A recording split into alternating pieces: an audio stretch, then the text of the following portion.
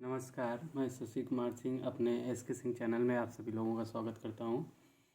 Class 8th का 18C तक आपका कंप्लीट हो गया था। 18D शुरू करना है। उससे पहले उसके जो जनरल बेस यानी जनरल नॉलेज है, सामान्य परिचय है, जो उस चैप्टर से लेकर के उसको हम बताएंगे, जिसमें आपको अभी तक आप वृत्त पढ़ रहे थे, अब इसमें बेलन पढ़ना है। मेंसुरेशन का टॉपिक है बेलन। तो इसमें सबसे पहले आपको बेलन के बारे में, बेलन क्या होता है, बेलन का परिचय देना है, बेलन का फार्मूला, बेलन के टाइप्स और बेलन कैसे बनता है, उसमें त्रिज्या कहाँ पर होती है, अक्ष क्या है, आधार क्या है, इसके बारे में हम आपको परिचय कराएंगे। फिर इससे कुछ रिलेटेड एग्जाम्पल भी करवाएंगे, एक्सरसाइज। तो शुरू करते हैं। आज आप सभी लोगों से अनुरोध है कि चैनल को ज़्यादा से ज़्यादा सब्सक्राइब और शेयर करें, ताकि हम आपको इसी तरह वीडियो लाते रहें। इसमें देखिए, आपको कुछ पॉइंट हमने नोट करके लाए हैं, जिसमें लंबवृत्तीय बेलन है। लंबवृत्तीय बेलन, उदाहरण के तौर पर लंबवृत्तीय बेलन क्या होगा, जैसे आपको सिलेंडर देखे होंगे। लंबवृत्तीय बेलन में आता है तेल का पीपा, मतलब जैसे ड्रम वगैरह होता है, उसने देखे होंगे। जो आपका सरसों का तेल आता है, बॉटल आती है, उसमें उसको भी देखे होंगे आप, बेलन की तरह होता है। पानी की बोतल होती है, वो भी बेलन की तरह होता है। जग, जिसमें पानी आप पीते हैं, वो उसको देखिए, ऊपर भी आपका खोखला होता है, लेकिन ऊपर सर्किल की तरह होता है। सिलेंडर हो गया। डिब्बा, जार जिसको बोलते हैं, वो भी आपका एक सिलेंडर की तरह है। दूध का डिब्बा, जो दूध आता है। ये वृत्तीय समतलीय परिच्छेद की त्रिज्या को बेलन की त्रिज्या कहते हैं। अब इनमें जो नीचे का सिरा रहता है, जैसे कोई डब्बा है और उसके नीचे का जो पेंदी जिसको बोलते हैं, वो देखिए एक सर्किल नुमा होता है, और सर्किल होता है, उसमें भी कहीं ना कहीं केंद्र एक होगा, बीच में केंद्र होता है। केंद्र से परिधि तक की दूरी को त्रिज्या कहते हैं। यही आपका लिखा हुआ है कि वृत्तीय समतलीय परिच्छेद की त्रिज्या को बेलन की त्रिज्या कहते हैं। यानी वृत्तीय, जो आपका ये जैसे इस तरह का बॉक्स हो गया, डब्बा हो गया, ये तो नीचे का सिरा है और ये ऊपर का सिरा है, ठीक है। अब ये जो है, ये वाला सिरा, ये गोल होगा। कैसा होगा? गोल होगा, सर्किल की तरह। अब यहाँ पर जो केंद्र होगा, ये बीच में केंद्र, और केंद्र से परिधि तक की दूरी, यहाँ से यहाँ तक की दूरी को आर से व्यक्त करेंगे, जिसको हम कहते हैं त्रिज्या। तो ये तो आप अभी देखें, जैसे एक सर्किल बना लिया जाए छोटा सा, ये आपका क्या है? सर्किल है, वृत्त जिसको बोलते हैं। अब ये आपकी यहाँ से केंद्र से त्रिज्या हो गई। अब इसी में हम अगर ऐसे खींच दें, इस तरह का, और ऐसे खींच के ऐसे मिला दें ऊपर, और ये देखिए ये दोनों जुड़ गए ऐसे, तो ये क्या? लंबवृत्तीय बेलन हो गया। तो ये जो सर्किल है, यही बेलन की त्रिज्या हो जाएगी। यानी सर्किल, वृत्त की त्रिज्या ही बेलन की त्रिज्या कहलाती है। क्लियर? बेलन के वृत्तीय समतल परिच्छेद के, बेलन के वृत्तीय समतल परिच्छेद के केंद्रों से होकर, ये देखिए ये बेलन है और ये वृत्तीय समतल परिच्छेद, एक ये है और एक ये है। वृत्तीय है, सर्किल की तरह है। समतल परिच्छेद, समतल है, के केंद्र, इसके केंद्र यहाँ पर होगा और इसका केंद्र यहाँ पर होगा। इन केंद्रों से होकर जाने वाली ये जो रेखा एक है, इसको हम अक्ष कहते हैं बेलन का। क्या कहते हैं? बेलन का अक्ष कहते हैं। क्लियर? इसी को क्या कहते हैं? बेलन का अक्ष। यानी ऊपरी सिरा के केंद्र और निचले सिरा के केंद्र को मिलाने वाली रेखा अक्ष कहलाती है। बेलन का निचला वृत्ताकार तल आधार कहलाता है। अब ये क्या है? निचला तल है, ये निचला तल है, और यही क्या कहलाता है? आधार। आधार का मतलब कहीं पर टिका हुआ, रुका हुआ। ये क्या कहलाएगा? आधार। अब कहने का मतलब वृत्त है, बेलन का आधार क्या हुआ? एक तरह से जो वृत्त होगा, जो सर्किल होगा, वही बेलन का आधार होगा, वही बेलन का आधार होगा। और आगे पूछेगा कि बेलन के आधार का क्षेत्रफल ज्ञात कीजिए या आयतन ज्ञात कीजिए, तो उसको हम पाई आर स्क्वायर लिखेंगे, क्योंकि वृत्ताकार है और वृत्त का क्षेत्रफल क्या होता है? पाई आर स्क्वायर। और वही आपको बेलन में लगा दिया गया तो बेलन का आधार कहेगा, तो बेलन का आधार भी पाई आर स्क्वायर होता है। क्वेश्चन है, बेलन में कितने आधार होते हैं? जनरली पूछ लिया जाएगा आपसे कि बेलन में कितने आधार होते हैं। अब देखिए, ये पाइप है या सिलेंडर है, उसको उल्टा करके भी रख सकते हैं। समझ में आ गया? जब उल्टा करके लिखेंगे तो नीचे वाला सिरा ऊपर चला जाएगा, ऊपर वाला सिरा नीचे आ जाएगा। तो इसको क्या बोलेंगे कि दो आधार होते हैं। बेलन में कितने आधार होते हैं? दो होते हैं, एक ऊपरी और एक निचली सिरा। बेलन के दोनों आधारों के बीच की दूरी को बेलन की लंबाई या बेलन की ऊंचाई कहते हैं। अब देखिए, बेलन है, बेलन का ऊपरी सिरा और बेलन का निचली सिरा, दोनों के बीच की दूरी, दोनों के बीच की दूरी, कहने का अर्थ ये हुआ कि एक बेलन लेंगे, बेलन के दोनों बीच की दूरी यानी दोनों के बीच की दूरी, एग्जाम्पल के तौर पे हम आपको दिखा रहे हैं कि एक पेन है। देखिए, ये क्या है? पेन है। अब इसका अगर हम ऐसे खड़ा करेंगे तो देखिए, ये नीचे वाला सिरा है, ये निचली सिरा होगा और ये ऊपरी सिरा होगा। अब यहाँ से ऊपर से यहाँ तक के बीच की दूरी, ये पेन की लंबाई, यही पेन की लंबाई होगी और यही पेन की ऊंचाई होगी। कहने का अर्थ ये हो गया कि बेलन के ऊपरी और निचले सिरे के बीच की दूरी को हम बेलन की ऊंचाई कहेंगे और बेलन की लंबाई भी कहेंगे। समझ में आ गया? क्लियर? अब आगे चलेंगे। यदि बेलन का अक्ष प्रत्येक वृत्तीय परिच्छेद के लंबवत है, यदि बेलन का अक्ष प्रत्येक वृत्तीय परिच्छेद के लंबवत है तो बेलन को लंब वृत्तीय बेलन कहेंगे। अगर हम प्रत्येक परिच्छेद यानी जिस प्रत्येक परिच्छेद के लंबवत होगा तो उसे हम लंब वृत्तीय बेलन कहा जाता है। समझ में आ गया? अगर हम लंबवत रखेंगे और प्रत्येक वृत्तीय परिच्छेद के लंबवत होगा तो उसे हम लंब वृत्तीय बेलन कहते हैं। ठीक। अब किसी आयत को उसकी एक भुजा के परितः घुमाने से बने ठोस को लंब वृत्तीय बेलन कहते हैं। एक आयताकार कोई टुकड़ा ले लीजिए जिसकी लंबाई आमने सामने की भुजाएं बराबर हो, आयत। कहने का अर्थ, एक ये पेपर देखिए, ये क्या है? आयत है। देखिए, ये क्या है? आयत है। तो इस पेपर के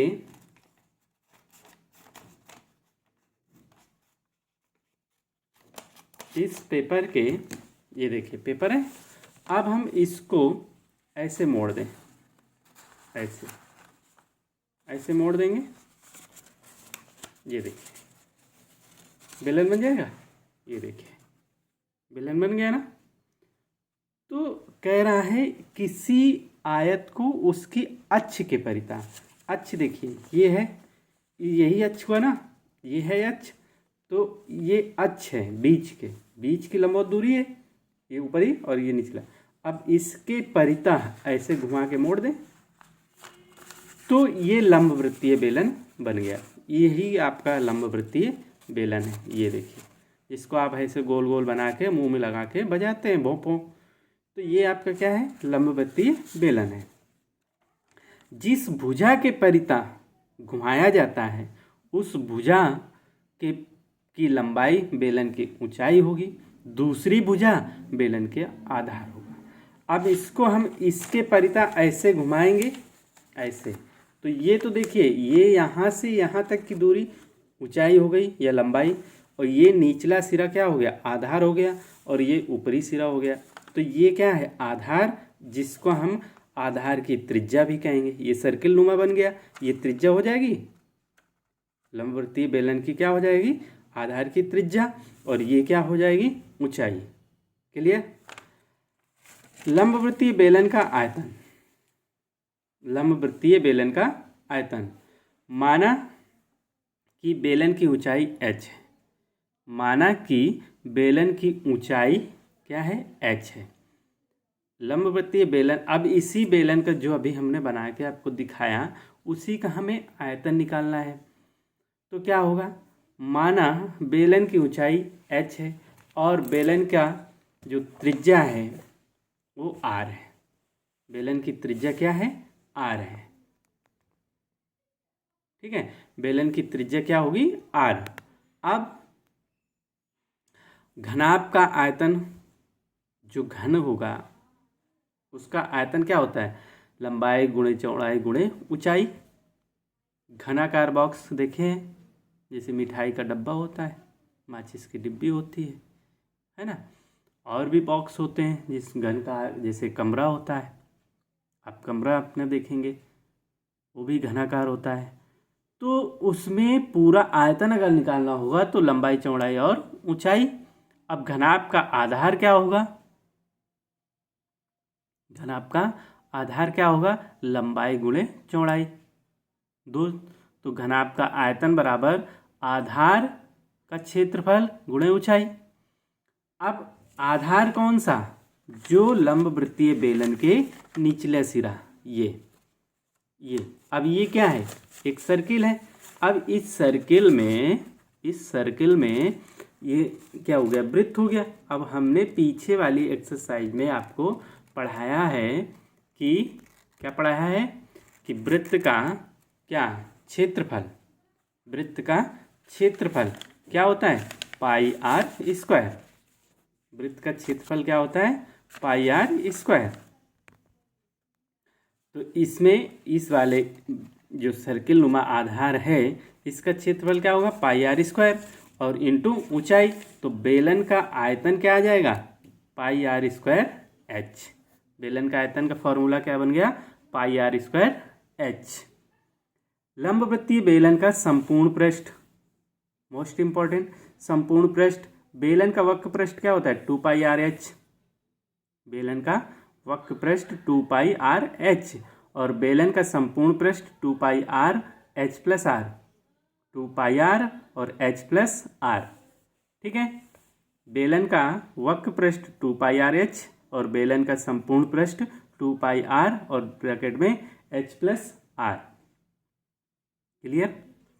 अब हमें देखना है बेलन की ऊंचाई, एग्जाम्पल बताएंगे एक दो, समझ में क्लियर हो जाएगा। बेलन की ऊंचाई 18 सेंटीमीटर और त्रिज्या 10.5 सेंटीमीटर है।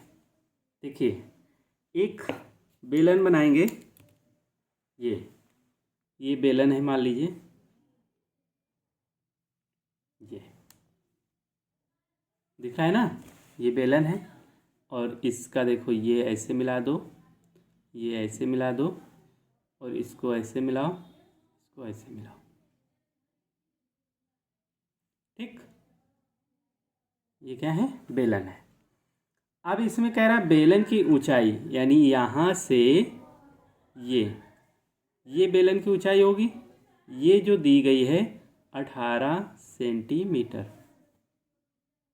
ठीक है, ये कितना है, 18 सेंटीमीटर। और बेलन की त्रिज्या यहाँ से यहाँ तक की दूरी, ये त्रिज्या दी गई है 10.5 सेंटीमीटर। क्लियर। ये दिया गया है 10.5 सेंटीमीटर और ये दिया गया है 18 सेंटीमीटर। क्लियर है। अब हमें निकालना क्या है, बेलन की ऊंचाई लिख लेंगे, देखते जाइए। बेलन की ऊंचाई h बराबर 18 सेंटीमीटर, त्रिज्या r बराबर 10.5 सेंटीमीटर। हमें निकालना क्या है? बेलन का आयतन। बेलन का आयतन क्या होता है? पाई r स्क्वायर h। ठीक है, पाई का मान रख देंगे 22/7 r स्क्वायर यानी 10.5 गुणे 10.5 गुणे h 18। ठीक है, सॉल्व करेंगे। इसको यहाँ से हटा देंगे 10, इसको यहाँ से हटा देंगे 10, कैंसिल करें। 7 से काट दीजिए, 7 एकम 7, 7 पंचे 35। ठीक, और इसको काट दीजिए, 5 दूनी 10, 5 एकम 5, 5 दूनी 10। क्लियर। 2 से इसको काट दीजिए, दोनों में 18। 2 से काट दीजिए, 5 से काट दीजिए, 5 तियाँ 15, 5 दूनी 10 और 2 से इसको 11। फाइनली आ गया 11 गुणा 3 गुणा 21 गुणे 9। ठीक है, 11 तियाँ 33 हो गया, गुणे 9 एकम 9, 9 दूनी 18। ठीक है, अब इसका गुणा कर लेंगे। 9 33 गुणे 189, तो 3 9 में 27 और 3 छंग 18, 18 2 20, हासिल 2, 3 एकम 3 2 5, फिर 7 0 5 जोड़ देंगे, 7 7 5 5। ठीक है, कितना आ गया? 55.77 सेंटीमीटर क्यूब। बेलन का आयतन निकल आया। क्लियर। और हमें निकालना है बेलन का वक्र पृष्ठ, संपूर्ण पृष्ठ। तो बेलन का वक्र पृष्ठ निकालेंगे। बेलन का वक्र पृष्ठ क्या होता है? 2 पाई r h। ठीक है, तो 2 पाई की वैल्यू 22/7, r की वैल्यू 10.5 गुणे 18। क्लियर। काटेंगे तो 2 गुणा 22 गुणा 105/10 गुणे 18 और ये बटे 7।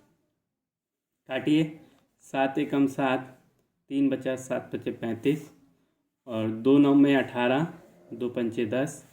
ठीक है, 5 एकम 5, 5 तियाँ 15 और ये 22 दूनी 44 और गुणे 9 त्रिके 27। ठीक है, तो गुणा कर दीजिए, 7 चौके 28, 7 चौके 28 2 30 और 44 दूना 88, 8 8 8 3 11 सेंटीमीटर। ठीक है, ये वक्र पृष्ठ आ गया। संपूर्ण पृष्ठ निकालेंगे। संपूर्ण पृष्ठ